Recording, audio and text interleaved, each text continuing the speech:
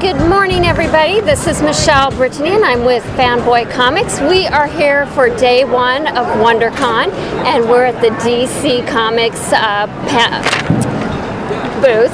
So anyway, this afternoon I am here with JT Krul, and I think we'll just jump right in if it's okay with you. Sounds great. Why not? Okay.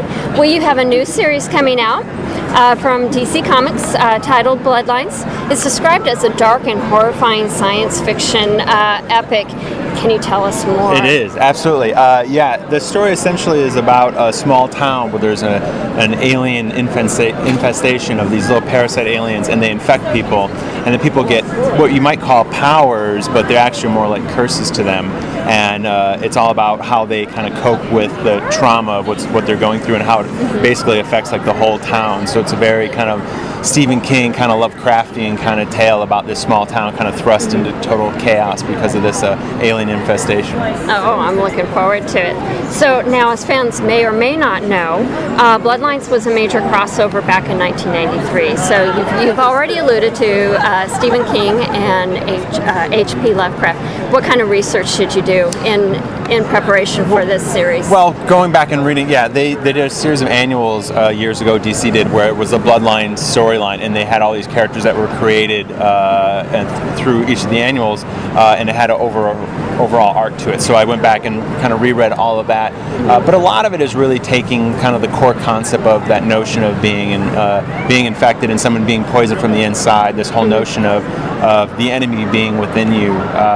Actually, kind of a real world scenario is that knowing people and talking to people who've gone through cancer, that notion when you have an illness that kind of affects you where your body almost becomes your enemy, and specifically for one of the characters in the book, Eddie, that there is that kind of attitude about it, where it's yes, there's a power and an increase in certain abilities involved, but at the end of the day, like, there's something inside of you that's slowly killing you, and you know, what do you do, especially if what you're becoming could have potentially hurt people around you. So you're not only a danger to yourselves, but you're a danger to everybody around you. So how do you kind of cope with that? So. And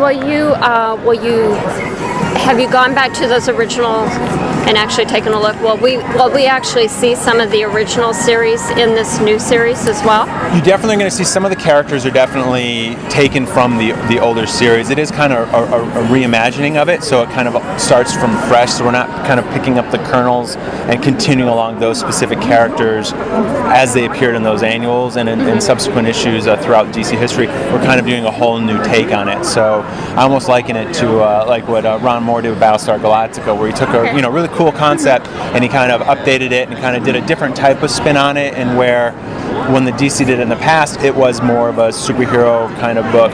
Ours is definitely not that. Like, it's not about capes and cows, and they don't have code names. They don't, it's not even about people being heroic. It's more just about people surviving and how they kind of deal with the challenges. So it almost has more of a disaster movie, zombie type feel to it, where it's total chaos all around them, and the whole town's suffering because of it. So, any movies that you specifically looked at then in preparation for this series? Well, I'm a huge fan of John Carpenter's The Thing, Invasion of the Body Snatchers.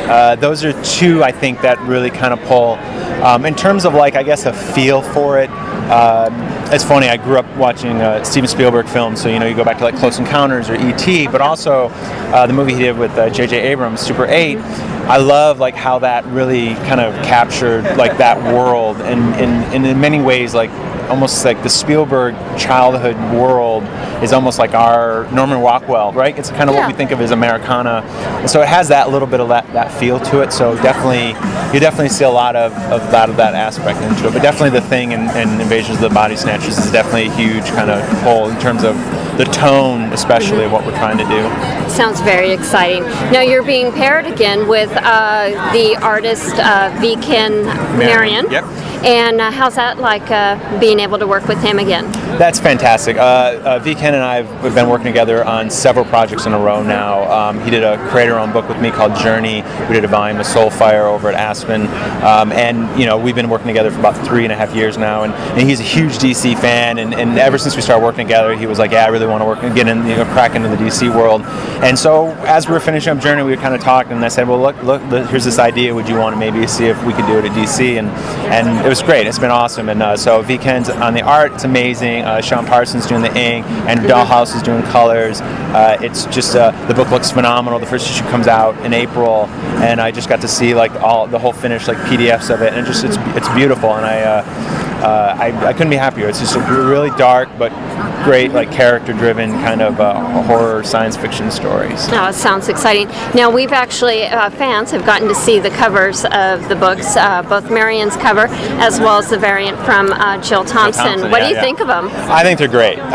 It's funny, the Jill Thompson one really, to me, I mean, the Weekends is awesome as well, but the Jill Thompson one for me was the one that was done first, and I really love how it captures that feel about how we're trying to do something a little different, because again, it's not a superhero book. It's very much of a mood and a style piece. And I thought it was great. I thought it was the coolest covers, and it does look very Lovecraftian with the whole kind of silhouetted monster in the background and kind of bleeding down. And I thought it was brilliant. It was the coolest cover. And lovely colors too, because it really went a minimalist direction with the cover. Yeah, absolutely. And I think that's great in a way to make things stand out a little more. And again, kind of, it almost has like a little bit of a, dare I say, Vertigo feel to it, you know, in terms of not only what we're doing, but also especially Jill's cover. And we were thrilled to get her to be able to do the variant for it. It was great. Will she do other covers through this series, do you think? I think right now we're just on I think the variant for the first cover, but I think after that we're just going to do kind of the one standard cover for it. And Weekend's doing the covers on those, and they look really cool. I just got the cover for number 4 the other day. I got a chance to see that, and it's fantastic. It's just he's awesome. He's a super guy. He's very just unbelievably talented, and again working with for years already. I'm just excited because I know Bloodlines will be a much bigger platform for people to be exposed to his work, and I'm really excited for him because he definitely deserves all the accolades he's going to get when this book comes out. The artwork is amazing, at least what we've seen for the covers so far, so very exciting. So I have a question for you. Since you have worked on a number of IPs out there, is there one that you haven't worked on that's kind of your dream IP that you would love to work on? And why would that be? The dream one. I don't know. You know, I've been able to work on a lot of great stuff. I mean, Green Arrow I worked on for a few years, and that was like one of the ones that I really loved. I mean, a lot of people, I love Batman too, but for me, I kind of connected with Green Arrow a little bit more. I think he was a little more approachable, a little more. I like the flawed characters. I think actually if a character that, when I did that book, a character that I really researched a lot in doing that book was the Question. I think if I could do a Question story, again, I just kind of like that kind of the heroes that don't really have all the powers and have all the answers, and they have just as much turmoil inside of them as they are dealing with the outside world. So if I could tackle something like that, that'd be pretty fantastic. Oh, sounds great. Now, I noticed on Twitter recently you were at the Comics Bug, and you were actually working with a particular organization with Heroes Initiative on the Humble Comics bundle. Can you tell us a little bit more about that? Yeah, it's great. Humble Bundle, for those who don't know it, is this great organization. What they do is they partner up publishers with charities, and then they make the books available DRM free digitally for a limited period of time, and then the proceeds, some of it goes to the publisher and some of it goes to the charity.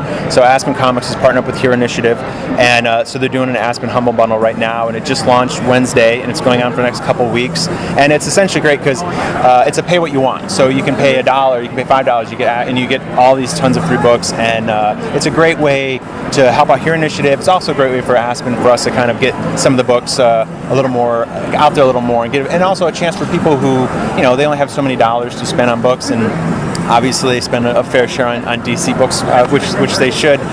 But it's a great way to let them explore a new universe they maybe haven't visited before on a more economical scale. So so if anybody wants to check that out, I highly recommend it. It's a great way to kind of get exposed. And Ken and R's other works are on it. The volume of Journey is in it, and so is we did a volume of Soulfire, all new Soulfire, and that's in it as well. So so if you want a kind of a tease of what to expect from Ken and I, it's a great way to kind of get a sneak peek of stuff coming up. I think we'll have to do that. Cool. So thank you very much. And where can people find you on social media?